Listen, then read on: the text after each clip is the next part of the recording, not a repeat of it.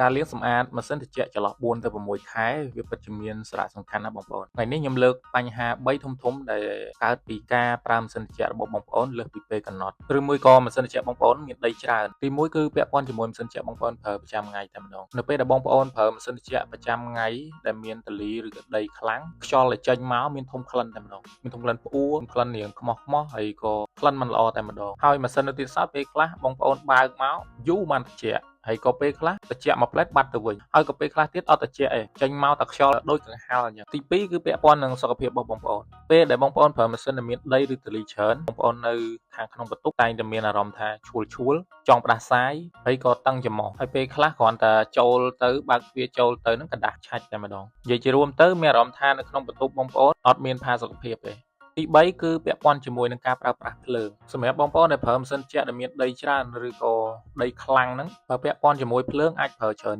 ជាងគេអាច1 គុណនឹង2គឺថាបានបើសិនជាបងប្អូនប្រើម៉ាស៊ីនដែលស្អាតបងប្អូនប្រើភ្លើងជាធម្មតាអស់ចន្លោះមួយខែ20,000 រៀលចុះក្នុងគ្រឿងម៉ាស៊ីនត្រជាក់បងប្អូនសេះហ្នឹងបងប្អូនប្រើនៅម៉ាស៊ីនដែលមានទលីឬក៏ដីច្រើនដែលម៉ាស៊ីនហ្នឹងតឹងធ្វើការច្រើនហ្នឹងអាចចន្លោះពី25 ទៅ 30 ម៉ឺនមកដល់ចំណុចនេះខ្ញុំឲ្យឧទាហរណ៍បងប្អូនមួយនៅពេលដែលបងប្អូនប្រើម៉ាស៊ីនម៉ាសេសដូចគ្នាម៉ាស៊ីនទី1ស្អាតហ្នឹងយើងប្រើសីតុណ្ហភាពដូចគ្នាយើងកំណត់20 អង្សានៅក្នុងបន្ទប់នៅពេលដែលម៉ាស៊ីនអត់មានដីនៅបរិវេណមុខខាងក្នុងនៃម៉ាស៊ីនបងប្អូនកំណត់ទៅគឺវាបាចនៅខ្យល់ដែលផលិតភាពត្រជាក់ចេញមកហ្នឹងគឺចេញពីកញ្ច្រែងមកអស់មកអញ្ចឹងធ្វើឲ្យបន្ទប់របស់យើងឆាប់ត្រជាក់ឆាប់ដល់សីតុណ្ហភាពដែលកំណត់ធ្វើឲ្យម៉ាស៊ីនហ្នឹងឆាប់អូតូផ្ដាច់ហើយសម្រាប់កតុយខាងក្រោយនៅពេលដែលកតុយស្អាតអញ្ចឹងខ្យល់ក្តៅដែលនៅខាងក្រោយហ្នឹងគឺវាបឺតចេញបាញ់ចេញបានស្អាតល្អធ្វើឲ្យម៉ាស៊ីនហ្នឹងធូរអត់សូវស៊ីភ្លើងទេនិយាយជារួមម៉ាស៊ីនទី1គឺធូរមកធ្វើការទៅតាមស្តង់ដាររបស់ការផលិតរបស់គេចេញមកហើយសម្រាប់ម៉ាស៊ីនទី2នៅពេលដែលមានដីហើយក៏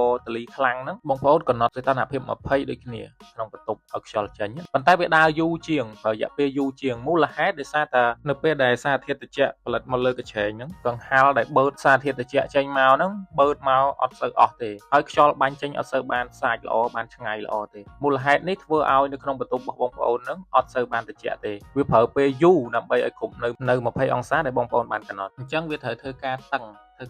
យធ្វើការយូរទៀតអញ្ចឹងភ្លើងបងប្អូនក៏ឡើងទៅតាមហ្នឹងដែរហើយចំណែកឯកតុយក៏ដូចគ្នាកតុយនៅពេលដែលមានទលីបាំងកញ្ច្រែងក្តៅខ្លាំងខ្យល់ដែលបឺតចេញពីកញ្ច្រែងក្តៅនៃកតុយហ្នឹងបាញ់ចេញមកក៏ខ្លាំងតាមហ្នឹងដែរធ្វើឲ្យម៉ាស៊ីនបងប្អូនខាងកតុយហ្នឹងក៏ប្រឹងខ្លាំងជាងមុនដែរអញ្ចឹងសរុបមកវិញបងប្អូនទៅលើបញ្ហាធំ3នៅខាងដើមដែលខ្ញុំបាននិយាយហ្នឹងបងប្អូនគ្រាន់តែលាងសម្អាតចន្លោះ4 ទៅ 6 ខែឲ្យបានស្អាតទៅលើម៉ាស៊ីនបងប្អូនទៅបញ្ហាទាំង3ហ្នឹងត្រូវបានដោះស្រាយអូតូមកអញ្ចឹងជាចុងក្រោយបើសិនជាបងប្អូនត្រូវការជាងលាងនៅម៉ាស៊ីនត្រជាក់បងប្អូនអាចតាក់ទងមកយើងបាន